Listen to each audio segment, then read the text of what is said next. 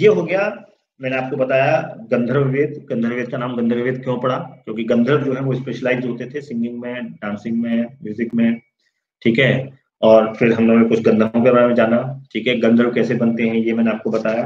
अब हम इसके आगे चलते हैं।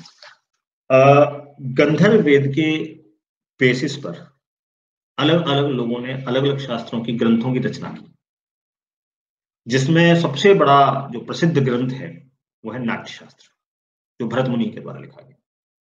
नाट्यशास्त्र पूरा जो बेस्ड है वो है गंधर्व वेद के ऊपर। ऐसे ही सारंग देव जी ने संगीत रत्नाकर लिखा, ये भी पूरा गंधर्व वेद के ऊपर बना हुआ, राइट। तो अब हम बात करेंगे और डिटेल में जाएंगे कि फिर इसमें क्या है, गंधर्व वेद में और नाट्यशास्त्र में क्या चीज है, अब हम इसकी बात करेंगे। ओके, गंधर्व वेद में या फिर नाट्यशास्त्र में सबसे पहली जो बात आती है वो बात आती है संगीत की, ठीक, म्यूजिक। और संगीत की जब हम बात करेंगे तो संगीत में सबसे पहले आएगा स्वर तंत्र, ठीक है। हम कुछ भी गाएंगे, कुछ भी बोलेंगे, कहां से आएगी आवाज? यहां से, स्वर तंत्र से आएगी, ठीक है। हमारे यहाँ एक पाइप होती है, उसको स्वर नली बोलते हैं। उस स्वर नली में एक ढक्कन जैसा कुछ लगा रहता है, ठीक है, वो खुलता बंद रहता है, कम ज्यादा होता रहता है झिल्ली सी, और उससे जो है आवाज निकलती है। हवा, लंग्स से हवा निकलती है और वो झिल्ली है वो कम ज्यादा होती रहती है, तो वो आवाज बाहर आती है। कैसे आती है? ठीक वैसे आती है जैसे हम बांसुरी बजाते हैं। बांसुरी देखिए कैसे होती है, एक पाइप होती है, पाइप में अलग अलग जगह पे छेद होते हैं, ठीक है। हम एक तरफ से फूंक मारते हैं उसमें, यानी हवा पास कर रहे हैं, वो फूंक मारते हैं।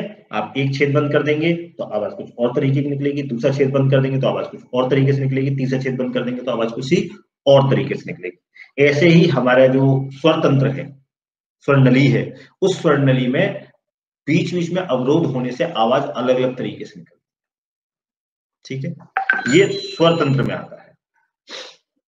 जिनके गले में वो झिल्ली में कुछ प्रॉब्लम हो जाती है, वो लोगों की साउंड जो है वो क्लियर नहीं होती है, खराब हो जाती है, ठीक है। जिनकी झिल्ली में वाइब्रेशन नहीं होता है, उनकी आवाज में दिक्कत होती है, ठीक है। अच्छा, जो आवाज हमारे मुंह से निकल रही है, राइट, आप सभी लोग बोलते हैं, तो हमारे यहाँ जो बांसुरी में छेद मैंने आपको बताए, ऐसे ही हमारे मुंह में कुछ अलग अलग चीजें हैं। मुंह के जो पार्ट्स अगर हम देखेंगे, लिप्स हैं, टीथ हैं और टंग है, ठीक है। ये तीन अलग अलग चीजें हैं। इनकी वजह से हम निकलने वाली आवाज को, जैसे बांसुरी में छेद बंद करते हैं, ऐसी निकलने वाली आवाज को कंट्रोल करते हैं और उससे अलग अलग चीजों का प्रोनाउंसिएशन करते हैं। हमारे यहाँ जब कोई चीज बोली जाती है और जीभ को दांतों से लगा लिया जाता है तो उसको बोलते हैं दंतव्य, दांतों से बोलने वाले। जब कोई चीज ओठ होठों से बोली जाती है तो उसको बोलते हैं ओष्ठव्य, जैसे प। अब पा को आप बिना होठों को आपस में चिपकाए बोल ही नहीं सकते, और हमने क्या किया, जो हवा अंदर से आ रही है, पाइप से आ रही है, उसको कंट्रोल किया, पा, तो वो हमारे मुंह से पा ही निकलेगा। लिप्स बंद करने के बाद इस तरीके से आप केवल 4 ही लेटर बोल सकते हैं, पा, फा, बा, भा और मा, ठीक है। छठा लेटर आप मुंह से आवाज नहीं निकाल सकते। हमारे यहाँ ये जो वर्णमाला है ये बड़ी साइंटिफिक है, ठीक है, ये एबीसीडी की तरह नहीं बनी हुई है, बहुत साइंटिफिक है। ऐसे ही ओष्ठव्य होता है, दो दांत है, ऐसे तालव्य होता है, बिल्कुल जीभ को ऊपर छुला करके जो निकलते हैं, क, ख, ग, घ, ठीक है। कंठव्य होता है, क, ख, ग, घ, ठीक है, च, छ, ज, झ, य, त, थ, द, ध, न, ठीक है। तो ये सब दंतव्य, ओष्ठव्य, तालव्य, ये सब अलग अलग हमारे यहाँ कैटेगरीज होती है। अच्छा, इसमें भी आप एक चीज नोट कीजिएगा, जैसे क, ख, ग, घ है, तो जो आवाज आ रही है अंदर से, जो जो साउंड आ रही है, जो हवा निकल रही है, तो कंठ से निकल रहा है, क, कंठ से निकल रहा है क, ठीक है। और हाथ को आप आगे लगा रहे हैं क, तो हाथ पे कोई भी हवा नहीं आएगी आप, लेकिन आप बोलिए ख, आवाज वहीं से आएगी। आपकी टंग पोजीशन, माउथ पोजीशन लगभग सेम रहेगी, लेकिन आपके हाथ पे हवा आएगी, ख। फिर आप ग बोलेंगे तो हवा नहीं आएगी, ग, कोई हवा नहीं आएगी, लेकिन जब आप बोलेंगे घ, हवा आएगी, ठीक है। ऐसे हमारे यहाँ क ख ग घ बनाए गए। ऐसे ही आप देखिए त पे नहीं आएगी, ठीक है, त थ पे आएगी, द पे नहीं आएगी, ध पे आएगी, पा पे नहीं आएगी, फ पे आएगी, बा पे नहीं आएगी, भ पे आएगी। इस तरीके से बड़ा ही साइंटिफिक तरीके से, और इन लोकेशंस से जो आवाज कंठ से निकल रही है या दांतों से निकल रही है या होठों से निकल रही है, उस च वर्ग, त वर्ग, प वर्ग, इनके अलावा कोई और आवाज आप नहीं निकाल सकते हैं, आप कितनी भी कोशिश कर लीजिए। You can not pronounce any other thing. तो ये जो आवाज होते हैं, ये जो हमारे मुंह में से निकलती है आवाज है, इस तरीके से हमारा स्वर तंत्र बना है, इस तरीके से हम बोलते हैं, है ना। अब अगली बात आती है कि इनको सुर क्यों कहते हैं, स्वर क्यों कहते हैं। आ आ ई ई उ ए स्वर बोले जाते हैं, तो इनको ये भी जानने वाली बात है। और ख ख ग घ इनको अनुस्वार क्यों, हाँ अनुस्वार क्यों बोलते हैं। ये सब पढ़ने और जानने वाली चीजें हैं, जब आप खुद पढ़ेंगे तभी आप अपने बच्चों को बता पाएंगे ये सब चीजें। तो आ आ ई उ को स्वर हमने क्यों बोला, हम स्वर किसको बोलते हैं, का को हम स्वर क्यों नहीं बोल देते, का को हम अनुस्वार क्यों बोलते हैं, कभी सोचा इस तरीके से। खैर मैं बता देता हूं। जब हम किसी अक्षर को बोलते हैं और वो आवाज बिना किसी व्यवधान के हमारे मुंह से निकले, ठीक है, तो वो स्वर होगा।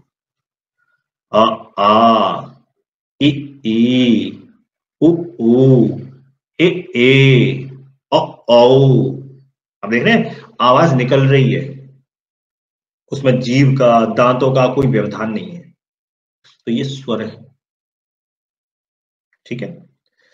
और अनुस्वार क्या है, अनुस्वार वो है जिन अनु माने पीछे, स्वर जिनके लगा हुआ है, अनुस्वार क ख ग इन सब के पीछे अ की आवाज आएगी, ठीक है, त थ द इन सब के पीछे अ की आवाज आएगी, तो ये सारे क्या है, अनुस्वार, इनके पीछे स्वर लगा हुआ है, इसलिए इनको अनुस्वार बोलते हैं। ऐसे य, ये क्या है, ये अनुनासिक है, नाक से बोला गया है, नाक पीछे लगी हुई, अनुनासिक, य नाक से ही आवाज आएगी, ठीक है। तो ये वर्णमाला, क्योंकि संगीत की बात कर रहे हैं, संगीत से पहले आपको स्वर तंत्र समझना पड़ेगा, स्वर तंत्र से फिर आपको स्वर समझना पड़ेगा, इसलिए ये सब चीज हम बात कर रहे हैं। तो मैं आपको बताया स्वर, अनुस्वार, अनुनासिक, और आवाज कैसे निकलती है, दंतव्य, ओष्ठव्य, तालव्य, ठीक है, ये सब चीज मैंने आपको बताई, ठीक है। हमारे यहाँ जो संगीत होता है, शास्त्रीय संगीत जैसे हम बोलते हैं, शास्त्रीय संगीत मतलब शास्त्रों से निकला हुआ है। शास्त्रीय संगीत को, शास्त्रीय संगीत की खास बात क्या है, शास्त्रीय संगीत की खास बात ये है कि ये स्वर प्रधान है। स्वर प्रधान मतलब आप देखिए पंडित जसरा जब गाएंगे, आप किसी राग को लापते उनको देखेंगे तो आइया करेंगे, आ, ठीक है, का नहीं करेंगे। तो स्वर प्रधान मतलब वो जो स्वर आ रहे हैं वो उन स्वर को ही गाएंगे, बीच में कुछ नहीं लगेगा, स्वर प्रधान है। जबकि जो मॉडर्न म्यूजिक है, जो मॉडर्न वेस्टर्न म्यूजिक है, वो क्या है, वो स्वर प्रधान नहीं है, वो शब्द प्रधान है, ठीक है। वो शब्दों को जो है, उनकी लिरिक्स जो है उस पर ध्यान देते हैं, स्वर पे वो ध्यान नहीं देते। जो बाद में उन्होंने नोट्स बनाए हैं, वो नोट्स तो बहुत बात की बात है। तो मेन चीज क्या है, हमारा जो संगीत है वो स्वर प्रधान है। आजकल के जो संगीत है वो शब्द प्रधान है, जैसे गीत होते हैं, रैप होते हैं, ये सब कैसे हैं, शब्द प्रधान है। कई बार आजकल के मॉडर्न जो लोग होते हैं वो लोग बोलते हैं कि यार ये क्या कर रहे हैं, हमें तो कुछ समझ में नहीं आ रहा है, ये इसमें क्या मजा आता है लोगों को सुनने में। तो ऐसे लोगों के लिए कहा गया है कि बंदर के जाने अदरक का स्वाद। उन लोगों को स्वर की समझ नहीं है, सुर की समझ नहीं है, इसीलिए वो उसका आनंद नहीं ले पाते, ठीक है। जिसको सुर की समझ होगी वो शास्त्रीय संगीत को समझ पाएगा। खैर, तो हमारा जो संगीत है वो संगीत ध्वनि प्रधान है, और आजकल का जो संगीत है वो शब्द प्रधान है। तो ये आज हमने मोटी मोटी बातें की हैं गंधर्व वेद के बारे में। गंधर्व वेद सामवेद से निकला है, गंधर्व वेद को गंधर्व वेद क्यों कहते हैं, संगीत के बारे में हमने कुछ बेसिक बातें की हैं।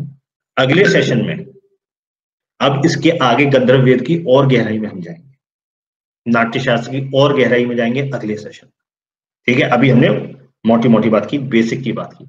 अब अगली बार हम बात करेंगे स्वरों की, रागों की, वाद्यों की। ठीक है, ये धीरे धीरे पहुंचेगा भाव तक, रस तक, और कहां तक? ये पहुंचेगा योग तक, क्योंकि संगीत भी योग तक पहुंचने का एक रास्ता है, जिसको हमारे यहाँ भाव योग कहा गया। ठीक है, इसलिए गंधर्व वेद को पढ़ना जरूरी है, गंधर्व वेद को जानना जरूरी है। योग बहुत प्रकार के होते हैं, ऐसा नहीं कि मतलब खाली जो बाबा रामदेव करा रहे हैं या कोई और करा रहा है बस वही योग है, अष्टांग योग ही योग है, ऐसा नहीं है। योग बहुत तरीके होते हैं, कर्म योग अलग है, भाव योग अलग है, भक्ति योग अलग है। ठीक है, बहुत सारे योग हैं। ठीक है, अष्टांग योग अलग है। ठीक है, तो यहां से हम पहुंचेंगे भाव योग तक गंधर्व वेद से। तो अगले सेशन में हम इसके आगे की बात करेंगे। जो लोग इस सेशन में रहे हैं वो लोग अगले सेशन में भी रहने की कोशिश करें। आप लोग जिन्होंने भी ये सेशन देखा हो, अगर आपको लगता है कि ये चीज ऐसी है जो सबको नहीं पता होती हैं या किसी के काम आ सकती हैं, तो आई रिकमेंड कि आप इस वीडियो को जो है वो दूसरे लोगों को शेयर करें, जरूर करें।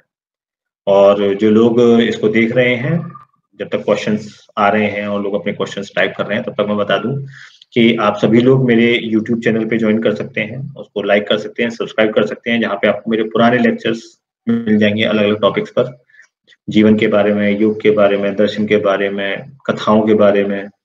तो वो सारे वीडियोस आप वहां देख सकते हैं। आप लोग चाहें तो प्ले स्टोर से जाकर के शास्त्र ज्ञान की ऐप भी इंस्टॉल कर सकते हैं। उसमें आपको जो मैं आर्टिकल्स लिखता हूँ टाइम टाइम पर, वो आर्टिकल्स आपको मिल जाएंगे वहां पर। और जितने भी लोग सुन रहे हैं, मार्केटिंग करनी थोड़ी जरूरी है, इसलिए मैं उन लोगों को कहूंगा कि आप लोग अघोरी बाबा की गीता जरूर पढ़ें। जिन लोगों ने नहीं पढ़ी है वो उसका भाग एक बार पढ़ने की कोशिश जरूर करें, और जिन्होंने भाग 1 पढ़ लिया है वो भाग 2 पढ़ने की कोशिश करें, और जिन्होंने भाग 2 भी पढ़ लिया उनके लिए मैं भाग 3 जल्दी लिखने वाला हूँ। ठीक है, तो थोड़ा सा एडवर्टाइजमेंट करते रहना चाहिए टाइम टाइम पे। ठीक है, आप लोगों का ज्वाइन करने के लिए बहुत बहुत धन्यवाद। मुझे आशा है कि आप लोगों को ये सेशन पसंद आया होगा। अगर पसंद आया हो तो आप इसे शेयर अवश्य कीजिए, अलग अलग व्हाट्सएप ग्रुप्स और फेसबुक ग्रुप्स में आप इसको शेयर कीजिए, ताकि उन लोगों को भी इसके बारे में थोड़ा सा आइडिया लगे और अपने शास्त्रों के बारे में लोगों की थोड़ी जानकारी बढ़े, और वो फेसबुक और व्हाट्सएप पे जो इन्फॉर्मेशन आती है हमारे शास्त्रों के बारे में, उससे थोड़ा आगे जाने। वो बहुत सतही बातें होती हैं जो फेसबुक और व्हाट्सएप पे आती हैं, तो थोड़ा सा और अध्ययन करने के लिए और रुचि जगाने के लिए लोगों को इस वीडियो अवश्य शेयर करें। Thank you all, thank you very much.